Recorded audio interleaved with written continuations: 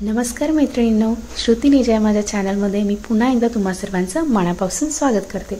आज मी तुम्हाला प्रवासाला घेऊन जाण्यासाठी किंवा काही कार्यक्रम असेल तर गारवा किंवा शिदोरी देण्यासाठी जो आपण मोकळा झुणका बनवतो त्याची परफेक्ट रेसिपी मी तुम्हाला इथे दाखवत आहे। चला तर मग बघूयात। सर्वात आधी मी कढईमध्ये 3 ते 4 चमचे तेल घेणार आहे। तेल थोडंसं गरम झालं की त्याच्यामध्ये आपण मोहरी टाकून घेऊयात। मोहरी तडतडली की आपण साधारण एक अर्धा चमचा जिरे इथे घेऊयात। आता थोडंसं हिंग आपण याच्यामध्ये टाकून घेऊयात। आता इथे मी 7 ते 8 कढीपत्त्याची पाने टाकलेली आहेत आणि थोडंसं म्हणजे साधारण 7 ते 8 लसूण पाकळ्या ठेचून याच्यामध्ये टाकत आहे।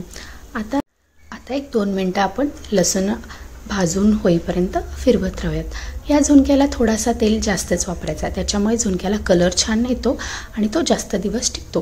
प्रवासामध्ये साधारण आपण 3 ते 4 दिवस हा खाऊ शकतो। जर तुम्ही खास प्रवासासाठी नेणार असाल तर याच्यात पाण्याऐवजी थोडंसं दूध वापरलं तरी चालेल। आता इथे आपले लसूण थोडंसं कलर बदललेला आहे। याच्यामध्ये मी 1 चमचा तिखट टाकून घेते। तिखट टाकते वेळी एक टीप लक्षात ठेवायची आहे की गॅस आपण पूर्णपणे बंद करायचा आहे, नाहीतर काय होईल की आपलं तिखट करपला जाईल। आता इथे हळूहळू 1 वाटीभर बेसन पीठ टाकत जायचं आहे। हे बघा, जास्त एकाच वेळी बेसन पीठ टाकू नका, नाहीतर काय होईल की ते तेलामध्ये मिसळल्यानंतर गाठी होण्याची शक्यता असते। हे बघा, जितकं आपल्याला पीठ हवं आहे ना तितकं आपण टाकून घ्यायचं आहे।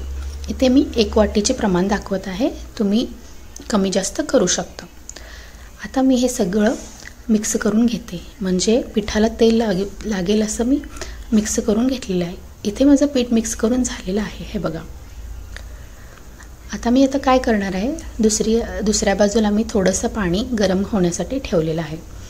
पीठ 2 मिनिटं भाजून घेतल्यानंतर त्याच्यामध्ये मी आता याच्यामध्ये मी थोडंसं मीठ टाकते चवीसाठी आणि परत ह्याला हलवून घेते।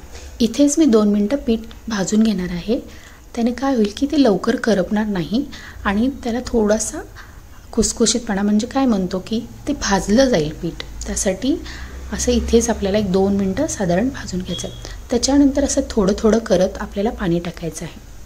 हे बघा, म्हणजे काय होईल की आपला झुणका जास्त पातळ होणार नाही आणि जास्तही घट्ट होणार नाही। हे बघा, एकाच वेळी जास्त पाणी टाकू नका, नाहीतर काय होईल की झुणका जास्त पातळ होईल। हे बघा, आता साधारण असा घट्टसर तो झालेला आहे।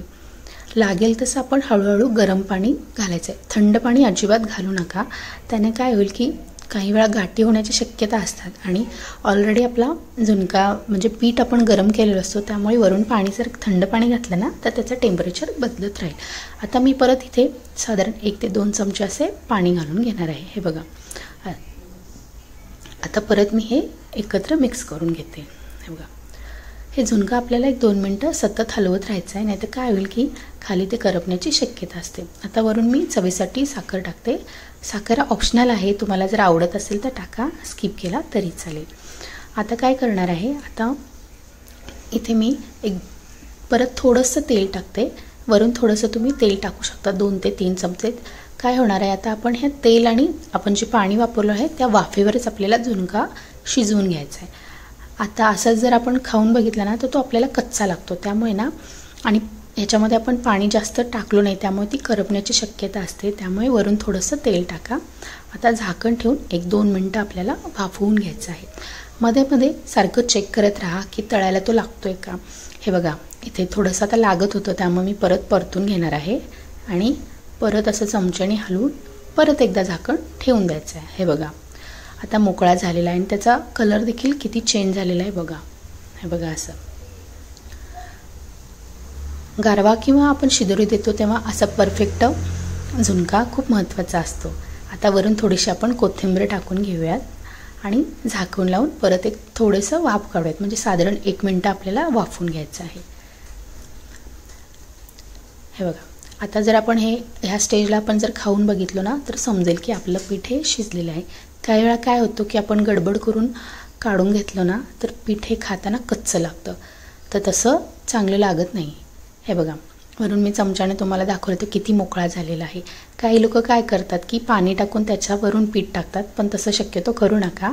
पिठामध्ये पाणी घाला, म्हणजे ते बिघडणार नाही। वरून मी थोडंसं तीळ टाकलेलं आहे, कारण ते खाताना छान लागेल आणि दिसायलाही थोडंसं छान लागेल।